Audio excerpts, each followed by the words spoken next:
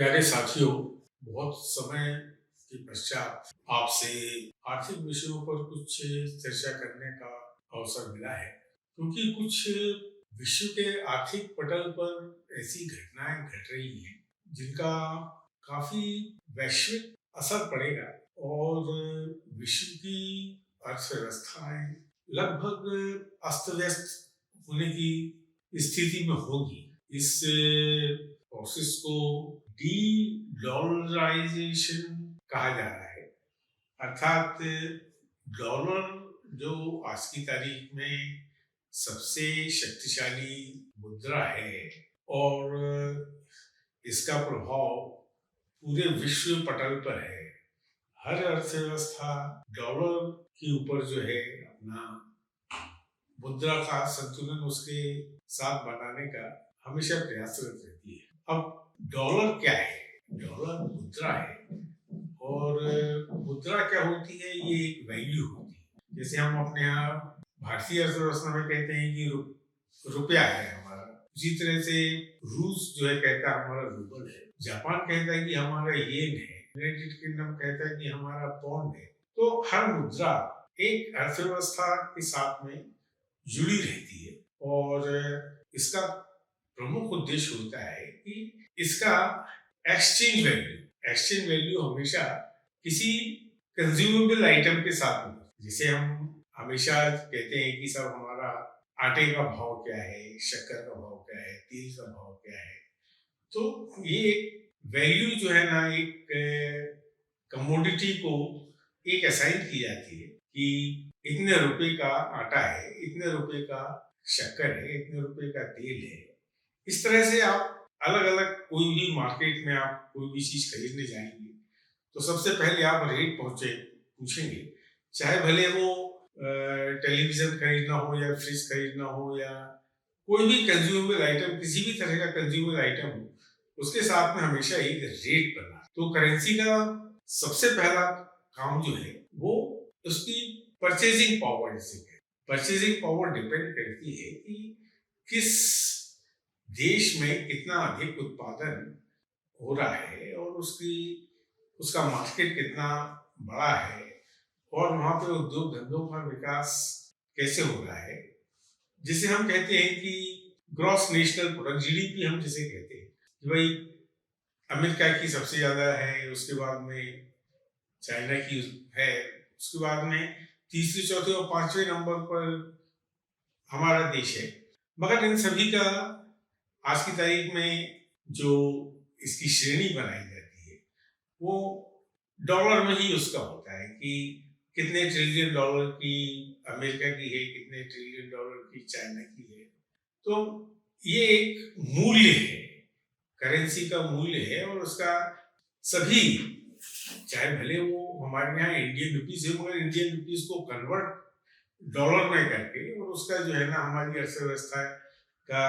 क्या साइज है, कितना विस्तार है, ये इसका जो है ना निर्धारण किया जाता है। उसके हिसाब से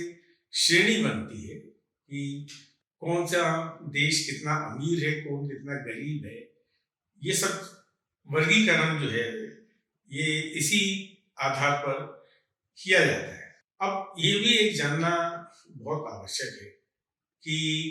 मुद्रा आई कहाँ से है। प्राचीन काल में मुद्रा का अर्थ कुछ इसके पहले जो है ना सिर्फ एक बार्टर सिस्टम होता कि मेरे पास में ये वस्तु है, वो मेरे उपभोग का जो भी जरूरत है उसके अगर अधिक मेरे पास में उत्पादन होता उसका, तो मैं उसका जो है ना एक किसी दूसरे के पास में जो उसके बचत है उपभोग की जाने वाली वस्तु की, अर्थात एक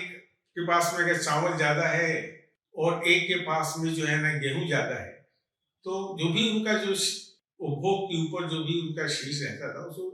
आपस में बांट लेते थे। इसको जो है ना कपड़े के लिए भी किया जाता था और दूसरे व्यापार में भी जो है ना इसी तरह से जो है ना इसका एक्सचेंज किया जाता था, कमोडिटीज का एक्सचेंज किया जाता था। इसको जो है ना हम बार्टर सिस्टम। मगर जो मूलभूत आर्थिक गतिविधि है कि मेरे को उपभोग की जरूरत है और उपभोग की जरूरत को पूरा करने के लिए मुझे प्रोडक्शन करना है, अर्थात अगर मेरे को कंजम्पशन के लिए किसी चीज की जरूरत है तो या तो मैं खुद उस चीज का उत्पादन करूंगा, या फिर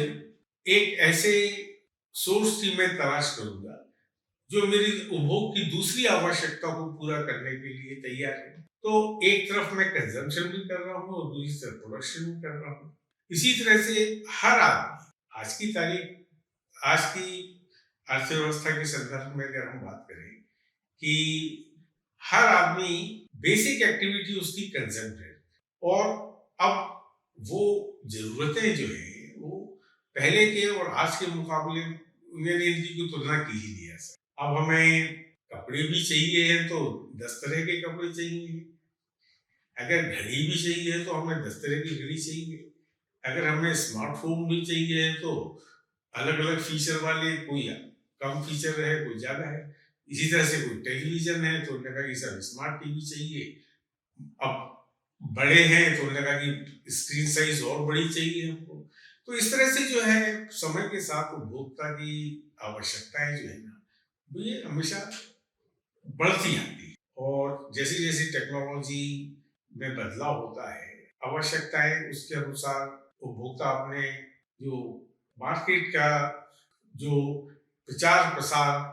मुख्यतः इसीलिए होता है कि ज्यादा से ज्यादा उपभोक्ता नए उत्पादों के बारे में जाने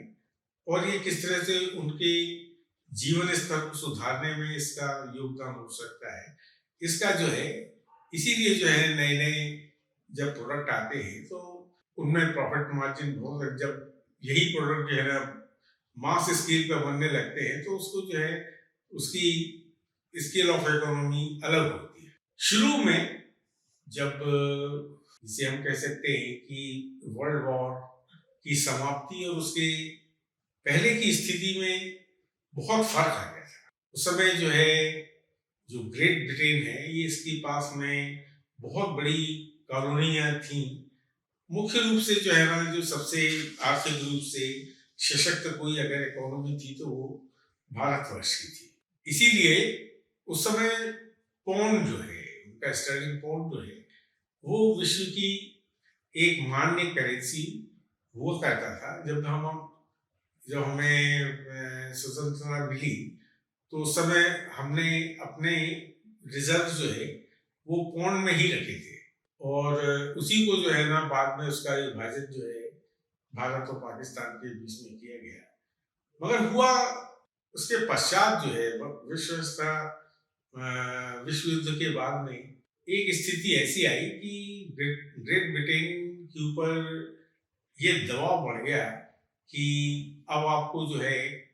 कॉलोनीज को जो है ना इन्हें मुक्त करना पड़ेगा, यानी उन्हें एक स्वतंत्र राष्ट्र के रूप में उन्हें मान्यता देनी होगी। और उसके ऊपर इस बाध्यता के ऊपर अमेरिका का भी बहुत बड़ा योगदान था, क्योंकि अमेरिका एक प्रजातंत्र था और वो एक ब्रिटिश एम्पायर जिस अवधारणा के साथ में उन्होंने कॉलोनाइजेशन किया था वो उन्हें प्रिय नहीं था। तो उन्होंने भी ये कहा था कि विश्व युद्ध के बाद में आपको यानी ब्रिटिश एम्पायर को अपनी कॉलोनियों को उन्हें स्वतंत्र करना पड़ेगा अपने ब्रिटिश आधिपत्य। इस कारण से स्टर्लिंग पाउंड जो है उसकी जगह पर जो कि अमेरिका ने अब विश्व की एक आर्थिक शक्ति की स्थान ले लिया था तो उनकी करेंसी डॉलर थी। तो ब्रिटिश पाउंड से हटकर वो वर्चस्व की स्थिति वो डॉलर की हो गई। आज झगड़ा इसी बात का है कि इस द्वितीय विश्व युद्ध के पश्चात जो भी आर्थिक परिदृश्य बना उसमें डॉलर, क्योंकि अमेरिका था और अमेरिका के साथ में यूरोपियन जो देश थे जो उस समय जो है ना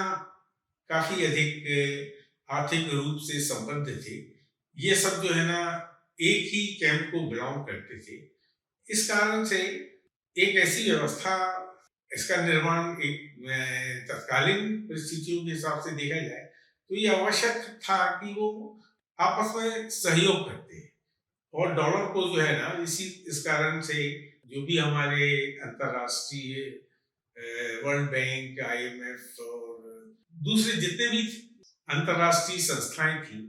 वो बाध्य थी कि डॉलर में ही जो व्यापारिक लेन देन है, क्योंकि पहले की स्थिति में और तत्कालीन स्थिति में बहुत फर्क आता है। जो पहले व्यापार जो है ना बहुत सीमित स्तर पर होता था, मगर अब ग्लोबलाइजेशन के कारण वैल्यू चेन का जो है ना निर्माण कि एक देश की व्यवस्था के कुछ उद्योग जो है दूसरी देश की जो वहां पे जो उत्पादन होता है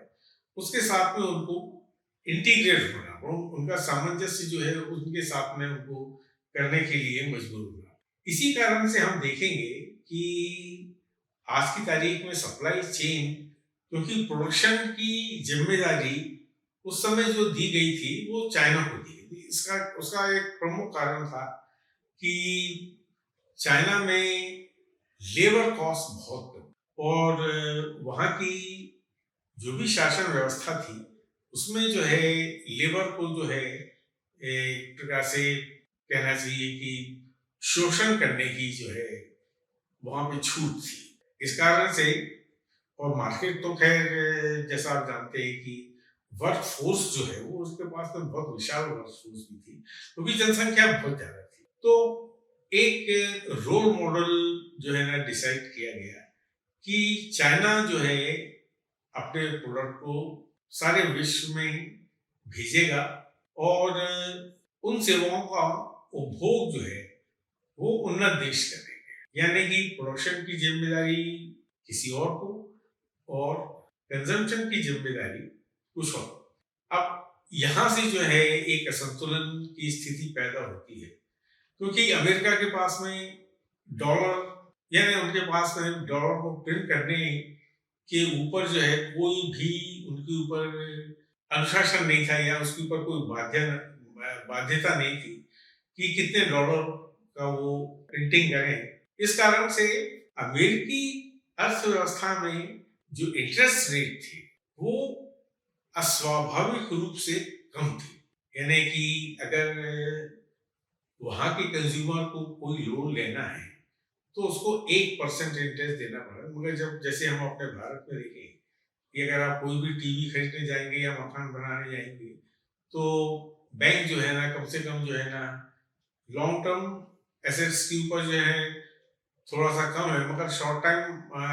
अगर पर्सनल लोन आप लेंगे तो 14% या 15% इस तरह से आपको लोन की सुविधा है। इसका परिणाम ये हुआ कि अमेरिका में कंजम्पशन की भरमार हुई क्योंकि वहां पे इतना सस्ता था आदमी को लोन लेना कि उन्होंने मुद्रा का उपभोग का विस्तार जो है वो अनाप शनाप हो गए। जिसे कहते कि अमेरिकन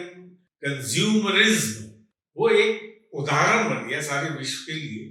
कि अमेरिका में देखिए कितना जो है ना वहां पे प्रचुर मात्रा में उपभोग की जाने वाली वस्तुओं की उपलब्धता है और कितनी कम कीमत पर है। अब इसके पीछे कारण जो था वो सबसे बड़ा ये था कि आप बाकी सब जगह से रिजर्व करेंसी क्योंकि ये बन गई थी तो सब जितने भी जिनके पास भी इसे कहते हैं कि बैलेंस ऑफ पेमेंट उनके फेवर में था तो उनको जो भी अपना जो सरप्लस था वो बाध्य थे कि इसे डॉलर रूप में अमेरिका में उसको जो है ना रखा जाए, अमेरिकन बैंक के पास में या फेडरल रिजर्व के पास में इसको जो है ना डिपॉजिट रखा जाए। ये प्रक्रिया चलती रही मगर एक समय ऐसा आया जब अन्य देशों ने इस बात को महसूस किया कि अमेरिका तो जो है ना नोट छापने का खर्चा तो उनका तो सिर्फ 17 सेंट है, यानी $100 छापने का प्रिंट करने का खर्चा सिर्फ 17 सेंट है और उसकी जो एक्सचेंज वैल्यू जिसमें वो चाइना वाले अपना माल एक्सपोर्ट कर रहे थे वो उनकी मेहनत से बना हुआ प्रोडक्ट जिसके लिए उन्होंने रॉ मटेरियल का भी पेमेंट किया है, लेबर कॉस्ट का भी पेमेंट किया है, उन्होंने मशीन लगाई है तो उसका भी उन्होंने वो किया है, उन्होंने जो पूंजी लगाई है उसका इंटरेस्ट, यानी कि पूरे कॉस्ट तो जो है ना वो चाइना के और उनको जो है ना इसके बदले में $1 मिल रहा है जो जिसकी कॉस्ट अमेरिका में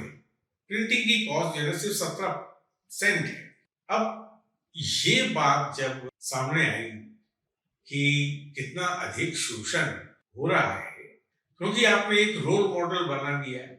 कि हम कंजम्पशन करेंगे, आप प्रोडक्शन करिए, और प्रोडक्शन और कंजम्पशन की जो इक्विवेलेंट जो मुद्रा है वो हम डॉलर में तय करेंगे। और भी कई दिलचस्प घटनाएं इस दौरान हुई, जैसे जब आपका पेट्रोलियम प्रोडक्ट का आवश्यकता इसकी बढ़ी और मालूम पड़ा कि जो अरब देशों के पास में इसका प्रचुर भंडार है और जिसे एक्सपोर्ट किया जा सकता है, तो वहां पे जो है ना स्वाभाविक रूप से अप्रत्याशित रूप से मांग बढ़ रही थी, और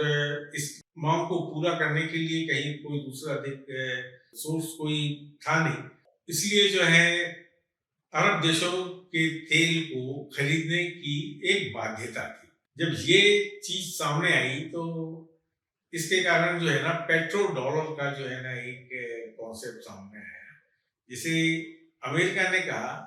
कि आप जितना भी एक्सपोर्ट करेंगे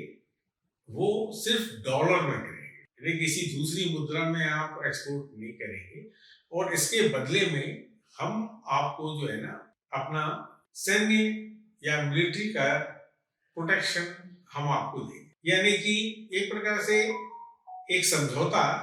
कि आप डॉलर में करेंगे और हम आपको जो है ना सैन्य सुरक्षा दें। कहने में बात बहुत आसान सी लगती, मगर इस कारण से जितने भी इम्पोर्टिंग थे पेट्रोलियम क्रूड ऑयल के, जो भी इम्पोर्टर थे, उनके लिए ये बाध्यता बन गई कि आपको डॉलर में ही जो है ना आपका पेमेंट करना है। तो डॉलर में ही अगर कोई पेमेंट करना है तो डॉलर की मांग बढ़ जाएगी, मांग बढ़ जाएगी तो मुद्रा के बीच का जो संतुलन होता है, यानी अगर इंडिया को, भारत को इंपोर्ट करना है और एक्सपोर्ट करना है तो वो डॉलर की जरूरत कैसे पूरी? या तो हम अपने देश के एक्सपोर्ट के जरिए इसको फाइनेंस करें,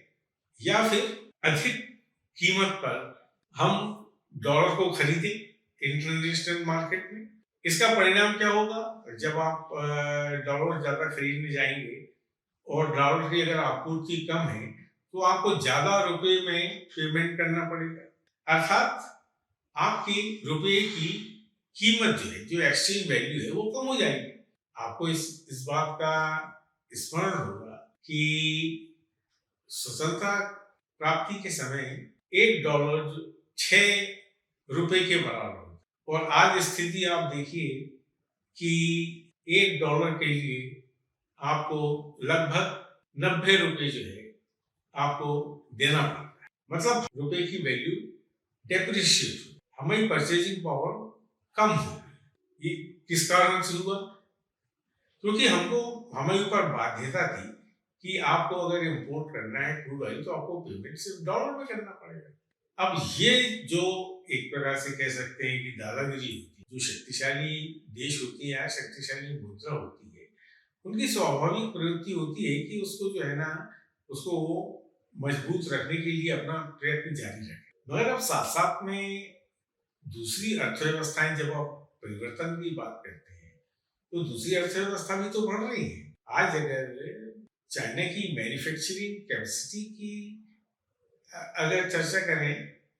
तो वहां पे ऐसी कौन सी चीज है इलेक्ट्रॉनिक्स में या मशीन में या केमिकल में जो वहां पे नहीं होती है और अमेरिका में होती है? ये इस कारण से है कि अमेरिका ने तो अपने प्रोडक्शन की जिम्मेदारी जो है ना चाइना के हवाले कर दी। अमेरिका की कंपनियों ने जाके तो अपने सारे प्लांट और सारी टेक्नोलॉजी के अपने सीक्रेट्स जो है ना वो चाइना को दे दिए। अब जब इतनी विशाल उनकी शक्ति हो गई उत्पादन की, तो उन्हें अपनी शक्ति का एहसास तो होना ही चाहिए, ये तो स्वाभाविक है। अब उनकी भी इकोनॉमी अगर जो है ना सेकेंड लार्जेस्ट इकोनॉमी है तो उन्हें अपनी ताकत का क्या एहसास नहीं है? और अगर इस ताकत का कारण जो है ना डॉलर है, डॉलर की एक्सचेंज वैल्यू है, तो कहीं ना कहीं से तो उसका प्रतिकार होगा। इसी तरह से हम अपने देश में भी कह सकते हैं कि पिछले 10-15 वर्षों में हमारा इकोनॉमी का जो प्रोडक्शन का जो हमारा सामर्थ्य था वो उसमें जमीन आसमान का फर्क है। हम भी जानते हैं कि साहब हमारे पास भी फॉरेन एक्सचेंज का रिजर्व है, अच्छा खासा रिजर्व है, और हम भी जो है ना बहुत सारी चीजें एक्सपोर्ट कर रहे हैं, और जो चीज कल तक हम इंपोर्ट कर रहे हैं, अब हमारे पास में ऐसी टेक्नोलॉजी और ऐसी फैक्ट्रीज हमारे पास में आ गई हैं कि हमको अपने उन चीजों को इंपोर्ट करने की आवश्यकता नहीं होगी, और ऑन दी कॉन्ट्रेरी हम उसको जो है ना एक्सपोर्ट कर सकते। इसी कारण से आप देखेंगे कि जब यूक्रेन का युद्ध प्रारंभ हुआ तो सबने एक ही बात कही थी कि साहब रशिया के ऊपर जो है ना सैंक्शन लगाने से जो एक बहुत बड़ा आपूर्ति करता देश था, वहां पे उसकी कोई उसको खरीद नहीं पाएगा, क्योंकि उस समय अंतरराष्ट्रीय बाजार में डॉलर में ही जो है ना आप इंपोर्ट करते थे। तो जब उन्होंने अमेरिका ने उसके ऊपर सैंक्शन लगा दी, उनके ऊपर जो है ना ये एक मजबूरी हो गई कि उन्हें कोई ना कोई रास्ता अपनी अर्थव्यवस्था को स्थायित्व देने के लिए, या उसको वहाँ के जो इंपोर्ट की जो आवश्यकता है उसको पूरा करने के लिए उन्हें विदेशी मुद्रा तो चाहिए, या जो कंज्यूमेबल आइटम्स हैं उनका इंपोर्ट उनको करना उनके लिए आवश्यकता थी। कुछ राष्ट्रीय हित के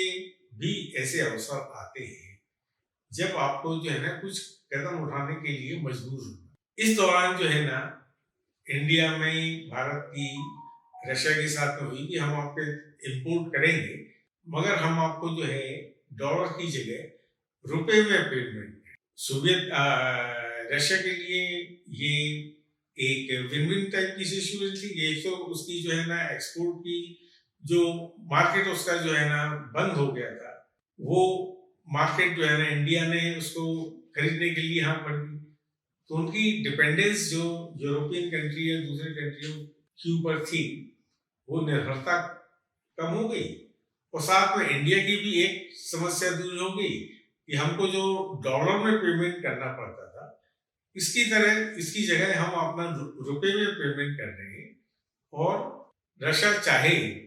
तो अपनी जितनी भी जरूरत की चीजें हैं वो, क्योंकि उनके पास अब रुपए जाएगा तो उस रुपए का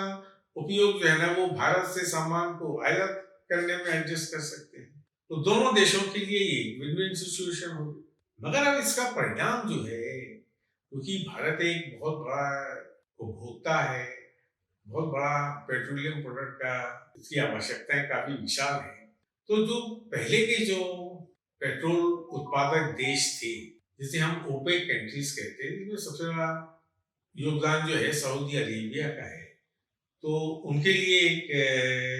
अस्तित्व की ऊपर बात आ गई कि इतना बड़ा उनका खरीदार भारत, अगर इसकी निर्भरता हमसे खत्म होकर अगर ये रशिया के साथ में अगर ये इंपोर्ट करने लगे तो फिर उनके मार्केट का क्या होगा। आज नहीं तो कल जो है ना उनको उनकी उत्पादन को खरीदने वाला कोई होगा नहीं। अब इंडिया के साथ साथ में चाइना को भी अगर आप जोड़ दें तो स्थिति उनके लिए बहुत ज्यादा कठिन हो जाती है। तो अभी कुछ दिनों में आपने ये बातें चर्चा में आई कि जो सऊदी अरेबिया है उसने कहा कि ठीक है हम डॉलर में अब जो है ना अपना व्यापार नहीं रखेंगे, हम अब इसको जो है ना दूसरी करेंसी में भी जो है ना हम एक्सपोर्ट करेंगे, और इसके पहले ही जो है जो यूएई है और दूसरे देश हैं उनके साथ में रुपए में लेन देन इसकी जो है ना आधिकारिक सहमति बन चुकी है, और कई देशों के साथ में अब रुपए में लेन देन होने लगा है, यानी इंपोर्ट एक्सपोर्ट आप करिए और उसका पेमेंट जो है ना वो इंडियन रुपीज में करेंगे और हम भी इंडियन रुपीज में उनको पेमेंट करेंगे। अब यहाँ पे डॉलर का रोल जो पहले बहुत अधिक महत्वपूर्ण था, क्योंकि सारे बिजनेस ट्रांजैक्शन उस समय डॉलर में होते थे। अब क्योंकि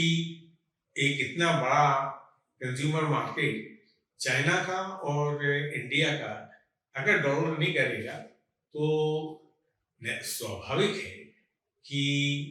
डॉलर की महत्ता तो कम हो जाएगी। अर्थात आज हम अगर 90 रुपए में $1 खरीद रहे हैं तो कल हो सकता है कि हमको जो है ना डॉलर के लिए बहुत कम, यानी कि कई लोग ऐसी भविष्यवाणी कर रहे हैं कि 10-15 रुपए में आपको $1 मिल जाएगा। तो ये जो प्रक्रिया हो रही है, इसे डी डॉलराइजेशन कहा जा रहा है, यानी डॉलर की महत्ता को कम किया जा रहा है, क्योंकि अब एक देश नहीं है, अब जो है ना एक देशों का समूह है जो एक अपना अलग एक्सचेंज वैल्यू का सिस्टम जो है वो डेवलप कर रहा है। जैसे एससीओ कंट्रीज कह लीजिए, इसमें 5-6 मुख्य देश हैं, जिनमें इंडिया है, चाइना है, रशिया है, ब्राजील है, साउथ अमेरिका है। अब ये सभी देश जो है ना, क्योंकि डॉलर की जो दादागिरी थी उससे परेशान थे, और उनको जो है ना इसमें बहुत नुकसान हो रहा था, तो वो एक अपना अलग जो है एक करेंसी का सिस्टम बना रहे हैं, कि अब वो इसे कह रहे हैं कि पैक्ड करेंसी। पैक्ड मतलब कि किसी के साथ में अटैच्ड, जिसके साथ में उस देश की अर्थव्यवस्था, आर्थिक की स्थिति, जैसे अब उसके लिए एप्लीकेशन या उसमें पार्टिसिपेशन करने के लिए ओपेक कंट्रीज भी जो है ना सामने आ गए हैं। तो नेचुरली अरब का रियाल जो है ये डिपेंड करता है उनके पेट्रोलियम प्रोडक्ट के ऊपर, तो उनकी रियाल को जो है पैक किया जाएगा उनके क्रूड ऑयल की प्राइस के साथ। अब कई देश हैं जो एग्रीकल्चर है, उनके यहाँ पेट्रोल नहीं है, तो उनकी करेंसी को पैक किया जाएगा एग्रीकल्चर के प्रोडक्शन। इस तरह से अलग अलग देश अपनी अपनी कमोडिटी के हिसाब से अपनी करेंसी को जो पैक करेंगे। अर्थात अब यहाँ पे एक बड़ा अजीब सा कि ये अगर हम कमोडिटी के बीच में अगर बात करें, तो क्या हम फिर से बार्टर सिस्टम की तरफ नहीं आ रहे हैं? बात बिल्कुल सच है कि एक देश का आधिक्य दूसरे देश की कमी को जो है ना पूरा करना है। यही तो बार्टर सिस्टम में होता था, पहले भी तो यही होता था। यही चीज जो है, जो शेप ऑफ इकोनॉमी जो हमने बात करी थी, कि अगर आपको एक संतुलन को बनाना है, तो सबसे पहले तो आवश्यक है कि जो फिजिकल एक्टिविटी है, अर्थात जिसे हम कहते हैं उपभोग और उत्पादन, हर आदमी, हर देश, हर जगह जो है यही दो आर्थिक क्रियाएं होती हैं। फिजिकल एक्टिविटी की जहां तक बात की है कि फिजिकल कंजम्पशन और फिजिकल प्रोडक्शन। अब क्या है कि जब मॉनेटरी सिस्टम आया, तो हमने कहा कि इनकम, क्योंकि इनकम प्राप्त करने के लिए प्रोडक्शन करना जरूरी है। अगर आप प्रोडक्शन नहीं करोगे तो आपको इनकम कैसे मिलेगी? मगर इनकम कमाने का उद्देश्य क्या है? उसको कंजम्पशन करना है, उपभोग करना है। तो दूसरी तरफ जो है आप देखें कि अगर आपको प्रोडक्शन करना है और इसका जो है ना मॉनेटरी काउंटर पार्ट एक्सपेंडिचर, यानी फिजिकल क्वांटिटी का प्रोडक्शन करने के लिए जो खर्चा जो है वो मॉनेटरी वैल्यू में एक्सपेंडिचर करना पड़ेगा। जब ये एक्सपेंडिचर किया जाता है, तो यही एक्सपेंडिचर जो है किसी के पास उसकी आय का सोर्स बन जाए। अब यहाँ पे आपके सामने चार बहुत, जिसे कहते हैं कि फंडामेंटल इकोनॉमिक एक्टिविटी का एक खाका बन गया। इसमें एक तरफ दो भौतिक क्रियाएं हैं, जैसे कंजम्पशन हम वही कर सकते हैं जो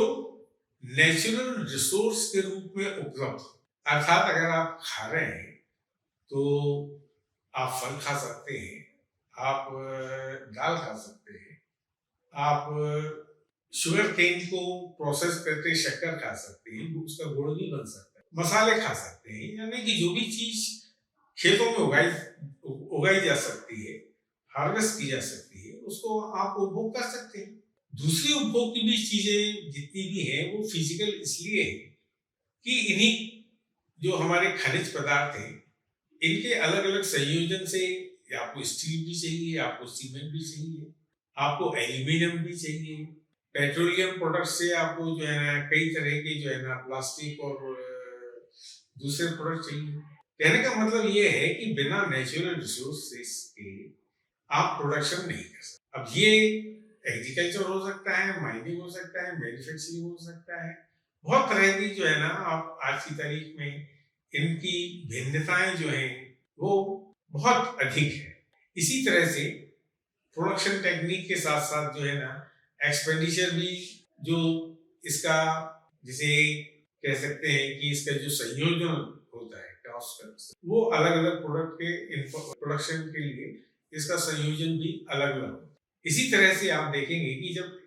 अलग अलग तरह के प्रोडक्ट बन रहे हैं और उनका संयोजन अलग अलग है, तो जो इन गतिविधियों में लगी हुई जो हमारी मैन पावर है, उसमें भी कितनी अधिक भिन्नता हो। यानी आप किसी एक सेक्टर को देख लें कि आज अगर इंजीनियरिंग की भी हम सिर्फ बात करें, तो सिविल इंजीनियर भी हैं, इलेक्ट्रिकल इंजीनियर भी हैं, इलेक्ट्रॉनिक इंजीनियर भी हैं, कंप्यूटर इंजीनियर भी हैं। अब इसमें भी जो है ना, वो हो गया कि साहब जो है ना, जो डेटा साइंस वाला अलग है, क्लाउड वाला अलग इंजीनियर। यानी जैसे जैसे मांग बढ़ती आती है, विशेषज्ञता की जरूरत भी बढ़ जाती है, और आपका जो है, जो इनकम प्राप्ति करने की जो साधन है वही बढ़ जाए, तो इकोनॉमी बढ़ने के साथ साथ आपकी एम्प्लॉयबिलिटी भी जो है आपकी बढ़ती है, और जब एम्प्लॉयबिलिटी बढ़ती है तो इनकम बढ़ती है, और इसी के कारण सारे देश जो है ना, इस प्रयास करते हैं कि अधिक से अधिक जो उनकी पॉपुलेशन है, ये प्रोडक्शन की एक्टिविटी में लगे, और एक्टिविटी जिस जिस भी तरह की, उसकी प्रोडक्टिविटी को बढ़ाए। यानी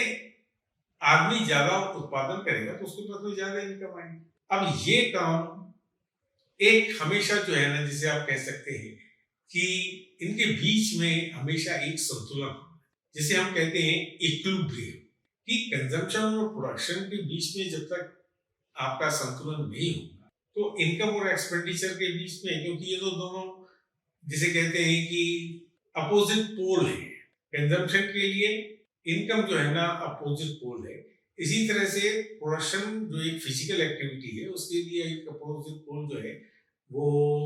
एक्सपेंडिचर है। अब यहाँ पे कहीं भी अगर कोई असंतुलन पैदा होता है, जो आज की तारीख में हो गया है, और इसी कारण जो विश्व की जो अर्थव्यवस्थाओं के बीच में एक असंतुलन हो रहा है, और जैसा मैंने कहा कि आगे जाके जो है ना, इसके काफी विनाशकारी परिणाम भी होंगे। उसका कारण सबसे बड़ा ये है कि डॉलर की प्रिंटिंग के कारण जो फिजिकल या लिक्विडिटी एक्सेस में, वो जब तक डॉलर का प्रभुत्व था, तब तक तो ये बात छुपी रही, ढकी रही। मगर आज जब डी डॉलराइजेशन की जब प्रोसेस चालू होगी, तो जो आधिक्य था, यानी मॉनेटरी वैल्यू का जो आधिक्य था, वो पहले भी असंतुलन था, और अब उसको जो है ना, अगर वो असंतुलन जो है ना इस तरह से कम होगा, तो कई देशों में जो है इसकी बहुत इसके विपरीत असर जाएंगे। क्योंकि जो मुद्रा का काम है वो वैल्यूएशन है, एक्सचेंज वैल्यू है। कोई भी वैल्यू, जैसे आज की तारीख में अगर मैं कहूँ कि जब मैं 1 करोड़ के घर में गया, 1 करोड़ का घर मैंने खरीदा तो 10 लाख में था, मगर आज की तारीख में उसका वैल्यूएशन 1 करोड़, और इस 1 करोड़ के ऊपर जो है ना, वैल्यूएशन के ऊपर मैंने किसी बैंक से जो है ना फाइनेंस करा लिया। उन्होंने मुझे को 75 लाख रुपए जो है ना, एक, उन्होंने कहा कि मार्केट वैल्यूएशन के हिसाब से इस घर की कीमत 1 करोड़ रुपए है, तो हम आपको 75 लाख रुपए लोन दे सकते हैं। मगर कल को ये लोन देने के बाद में मेरे घर का वैल्यूएशन वापस 10 लाख पे आ गया। अब आप कल्पना कीजिए बैंक क्या करेंगे। हम कह देंगे ठीक है, आप मेरे घर को बेच के जो आपका जो 70-75 लाख का जो आपने लोन दिया था सेटल कर लो। बैंक के पास में और कोई दूसरी सिक्योरिटी तो है नहीं। ये स्थिति चाइना में आज पहले आ चुकी है। वहां पे लोगों ने घर तो खरीद लिया, मगर अब उसको लोन कर पेमेंट करने के लिए वो कह रहे हैं कि इसका वैल्यूएशन तो अब इतने इतने का हो गया, तो हम इस या तो हमको आप इस रिड्यूस्ड कम किए गए वैल्यूएशन के ऊपर घर घर दे दो, अगर और नहीं है तो आप इसको हमारे घर को बेच के अपने लोन की रिकवरी कर लो। ये बैंकिंग सिस्टम के लिए एक बहुत अधिक चुनौती भरा काम हो जाता है कि जब उसकी जो भी एसेट वो होल्ड कर रही है उसके वैल्यूएशन में अगर कोई डिफरेंस आ गया या कम हो गई तो पूरी बैंकिंग व्यवस्था ही इसके ऊपर टिकी हुई है, वैल्यूएशन के ऊपर। जिसे हम कहते हैं आज की तारीख में मार्केट कैप। हम अपने शेयर्स, जो हमने 10 रुपए का शेयर खरीदा था, अगर आज उसकी कीमत जो है ना बढ़ के 1,000 रुपए हो गई है, तो मार्केट कैप का तो आप वैल्यूएशन 1,000 के ऊपर करेंगे। बैंक उसी के वैल्यूएशन के ऊपर जो है ना वो जो जिस कंपनी का शेयर है उसको जो है ना वो फाइनेंस करेगा, उसकी वर्किंग कैपिटल, फिक्स कैपिटल, जो भी एक्सपेंशन की उसकी वो है वो उस वैल्यूएशन करेगा। और अगर कल ये वैल्यूएशन में ही कम हो गया, यानी 10 रुपए का शेयर जो 1,000 का था, जिसके ऊपर सारी जो है ना बैंक की फाइनेंसिंग हुई है, उसकी कीमत अगर जो है ना वो 10 रुपए वापस आ जाती है, उस स्थिति में बैंक के पास में सिवाय इसके कि वो उसे बैड डेट्स, जिसे डूबा था, गया है, अब वो गया तो उसके पास में जो सेविंग थी उसका क्या होगा, जो फिक्स डिपॉजिट था उसका क्या होगा। अगर बैंक दिवालिया होता है इस कारण से, तो जो जनता का जो पैसा, बचत का पैसा जो वहां पे लगा हुआ है, उसका उसे कौन देगा। यही स्थिति यूनाइटेड स्टेट्स ऑफ अमेरिका में जो है ना, अभी कुछ समय पहले यही बात हुई, जो सिलिकॉन वैली बैंक और दूसरे जो है ना बैंक जो है, उन्होंने हाथ ऊपर कर दिए कि हमने जिनको लोन दिया था वो लोन रिपेमेंट करने की कैपेसिटी में नहीं है। तो कहते हैं कि भाई फेडरल रिजर्व है उनका, उन्होंने कहा कि नहीं ठीक है, हम आपका इंश्योरेंस है, तो आप उसको इंश्योरेंस से जो भी डिपॉजिटर है उसको एक फिक्स्ड अमाउंट को जो है ना हम उसकी जिम्मेदारी फेडरल है। अब हमारे अंकित शाह ने इस बात में, वो भी चार्टर्ड अकाउंटेंट है, और डीडॉलराइजेशन के बारे में जो चर्चा का प्रारंभ उन्होंने ही किया, और वही बताते हैं कि जिस संस्था ने इंश्योरेंस दिया है उसकी जो भी पूंजी है उसका 100 गुना लायबिलिटी उसके ऊपर ऑलरेडी क्रिएट हो गई। तो जो इंश्योरेंस कंपनी जो इस तरह की आकस्मिक उतार चढ़ाव के लिए जिम्मेदार थी, उसकी क्षतिपूर्ति करने की जिम्मेदार थी, वो खुद जो है ना इसका शिकार बन चुकी है, यानी वो खुद उसको लिक्विडेट होना पड़ा, उसको दिवालिया बनना। तो कहने का तात्पर्य यह है कि जब इस तरह की घटनाएं होती है तो पूरा मॉनेटरी सिस्टम जो है, जो भी वैश्विक अर्थव्यवस्था, क्योंकि सबसे बड़े इंश्योरर वो यूरोप और अमेरिका के इंश्योरेंस कंपनी अपनी रिस्क को दूसरी कंपनी को ट्रांसफर करती है, जिसे हम कवर करना कहते हैं। एक इंश्योरेंस कंपनी दूसरी कंपनी को रिस्क कवर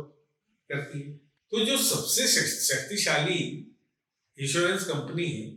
अगर वही दिवालिया हो जाए तो उसने जिन लोगों को कवर किया है वो कहाँ जाए। आप इस चीज को गंभीरता के साथ में सोचिए कि अगर बैंक भी अगर जो है ना दिवालिया हो जाते हैं, बड़े बड़े बैंक,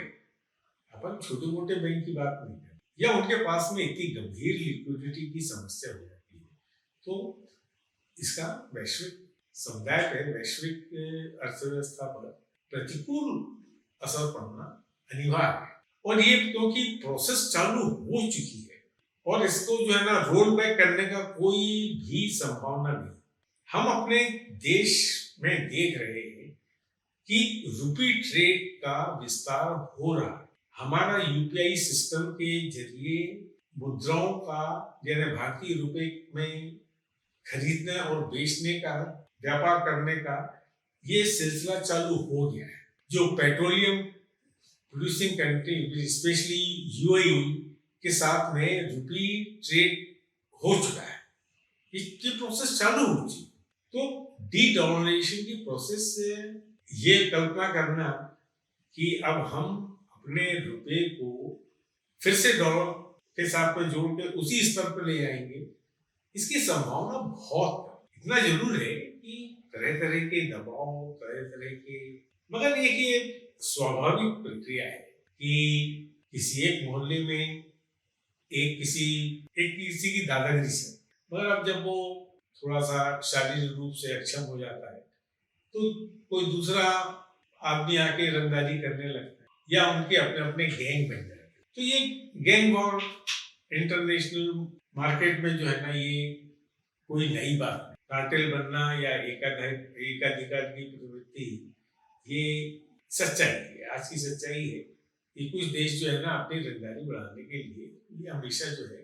इस तरह की तौर तरीकों का उपयोग करते हैं, जिसके कारण जब वो दादागिरी खत्म हो जाती है, क्योंकि दादागिरी करने के लिए सबसे बड़ी जरूरत होती है कि आपके पास में हथियार हो। और अमेरिका सेकेंड वर्ल्ड वॉर के बाद में उसने जो है ना एक अपनी जो प्रोडक्शन उनका, यानी कि अमेरिका के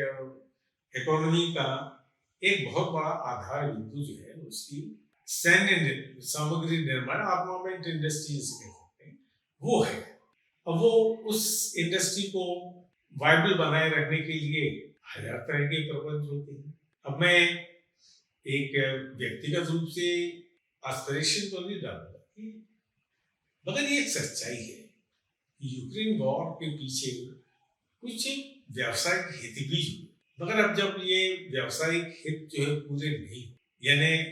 अगर रशिया की इकोनॉमी और उनका रूबल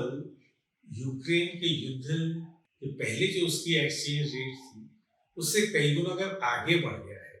तो उनका जो एक यूक्रेन युद्ध का जो था कि रशिया की इकोनॉमी को जो है उसके ऊपर प्रहार किया जाए, वो तो उद्देश्य खत्म हो और इसका उल्टा असर अलग हो जाए। क्योंकि यूरोप के जो उनके सहयोगी थे, उनकी अर्थव्यवस्थाएं अमेरिका ने दबाव डाला, उस कारण से उन्होंने अपनी एनर्जी का जो रशिया के ऊपर जो उनकी निर्भरता थी, उसके कारण उनकी अर्थव्यवस्थाओं में बहुत गंभीर असर। तो इन्हें कूड़े में खाद वाला खाद, ये स्थिति बन गई है। इसका कहीं ना कहीं, जैसे हमने कहा कि साहब जो है ना वो इंटरनेशनल, जब अपन ग्लोबल विलेज की बात करते हैं, ग्लोबल विलेज का मतलब जो है ना हमारी इंटरडिपेंडेंस इतनी अधिक हो गई है कि, और वैल्यू चेन इतनी अधिक जो है ना, इन्होंने अर्थव्यवस्थाओं को इस तरह से अपने जाल में जकड़ लिया है। करेंगे क्या? क्योंकि वैकल्पिक व्यवस्था को बनाना इतना आसान नहीं, लंबा समय लगता है। पूरी इंडस्ट्री को यहाँ से वहाँ शिफ्ट करना, मैन पावर को नए सिरे से जोड़ना, नए तरह से मार्केटिंग चैनल्स को डेवलप करना, डिमांड को जनरेट करना, ऐसे हजार तरह की चीजें होती हैं। उसके बिना जो है आप सोचें कि एक आध साल में जो है ना हम पूरी वैल्यू चेन को जो है ना अपने फेवर में बना लेंगे, ये तो, क्योंकि आज की तारीख में अमेरिका में तो कोई प्रोडक्शन हो नहीं रहा सिवाय इसके कि वो आर्मामेंट इंडस्ट्री है या कुछ बहुत हाई कॉस्ट जो है ना एविएशन इंडस्ट्री होगी। मगर अब जिसे कहते हैं ना कि जो संतुलन है ये हमेशा हर क्षण हर पल बदलता है। अब आज की तारीख में हमारा देश भी जो है ना फाइटर प्लेन बना है। ऐसी कौन सी चीज है सबमरीन से लेके और क्रूज मिसाइल से लेके और हाइपरसोनिक मिसाइल से लेके, जिसपे आज की तारीख में हम कहेंगे सब किसी एक देश का प्रोडक्ट, असंभव सा है। क्योंकि साइंस टेक्नोलॉजी या नॉलेज के, इसको आप किसी एक बाउंड्री में बांध के नहीं रख सकते। और इस इंटरनेट के जमाने में तो आप इस चीज की कल्पना भी नहीं कर सकते कि हम किसी नॉलेज को जो है ना, या किसी टेक्निक को या टेक्नोलॉजी को जो है हम अपने लिए इसको रिस्ट्रिक्टेड रखें। और चाइना ने किया भी रिवर्स इंजीनियरिंग कर करके, और एक बार उनको मालूम पड़ गया कि रिवर्स इंजीनियरिंग को इम्प्रूव कैसे किया जाता है, तो उन्होंने जो है ना अपने वर्ल्ड क्लास के जो है ना उन्होंने अपने इक्विपमेंट बनाने चालू कर दिए। भले आपने जो है ना टेक्नोलॉजी अपने आप बनाई हो, इससे क्या फर्क पड़ता है? इन्वेंशन आपने किया है, और उस इन्वेंशन का कॉपी करना और उसके आगे उसको जो है ना उसमें और इम्प्रूवमेंट करना, ये तो हर किसी के लिए पॉसिबल है। अब हम तो अपने देश के बारे में जानते हैं कि हमारे आईटी प्रोफेशनल ने जाके एप्पल को और माइक्रोसॉफ्ट को और जितनी भी जो है ना जैसे टेक कंपनी कहते हैं, इन्होंने वहां पे जाके जो है ना अपना, यहाँ पे जो इंडिया में उसकी पढ़ाई की थी उसके दम पे उन्होंने वहां पे अपनी टॉप पोजीशन प्राप्त करी। अब वो इंडियंस अगर जो है ना कल यहाँ पे इंडिया में वापस आता है तो क्या वो अपने साथ में अपना नॉलेज लेके नहीं आएगा? ये असंभव टाइप की, जैसे कहते हैं कि स्थिति है। अब ये इसे मैं आपके शेप ऑफ इकोनॉमी के साथ में कैसे इसको, देखिए समस्या अपनी जगह है और समस्या का समाधान निकालना ये एक अलग बात है। यानी डूम्सडे की भविष्यवाणी कर देना या उस संभावना से डर के जो है अपना प्रयास को करना एक अलग बात होती है। और एक सम्मिलित रूप से अगर हम किसी संकट में फंस गए हैं या फंसने वाले हैं, तो उसका एक सर्वमान्य समाधान निकालना भी उतना ही आवश्यक है। क्योंकि डी डॉलराइजेशन के बाद भी डॉलर करेंसी तो रहेगी। अमेरिका एज ए नेशन वो तो हमेशा रहेगा। आज उसकी अर्थव्यवस्था बहुत विशाल है, हो सकता है कुछ संकुचित हो जाए, मगर क्या अर्थव्यवस्था का उसका विनाश हो जाएगा, पूरी क्या वाइप आउट हो जाएगा? ये इस तरह की संभावनाओं को नकारना और संभावनाओं, जो सोल्यूशन की संभावना है उसको तलाशना, ये हमारा सामूहिक प्रयास होना चाहिए। और कह सकता हूँ कि हमारा सनातन धर्म यही बात सिखाता है, सर्वजन हिताय सर्वजन सुखाय। ये जो है ना हमारा वसुधैव कुटुंबकम, ये यही बात है। क्योंकि अल्टीमेटली हमको रहना तो एक के साथ है। अमेरिका में हमारे देश के नागरिक हैं, हमारे देश में अमेरिका के इंटरेस्ट है। कई चीज कॉमन है, कई चीज जो है ना कॉमन नहीं है, मगर दोस्त दुश्मन बनते और दुश्मन दोस्त बनने, ये सब संभावनाएं जो है भविष्य के व्यर्थ में छुपी है। आज हम सिर्फ इतना ही कहेंगे कि ये संभावनाओं को तो हमने क्या होने वाला है इसका थोड़ा सा एक उसका परिचय इस चैनल के दर्शकों को दिया है। अब अगले सत्र में कैसे एक इक्विलिब्रियम, जिसे संतुलन कहते हैं, एक पहले हमको स्टैटिक इक्विलिब्रियम के बारे में समझना पड़ेगा। क्योंकि स्टैटिक से ही आप जो है ना, अगर आज की तारीख में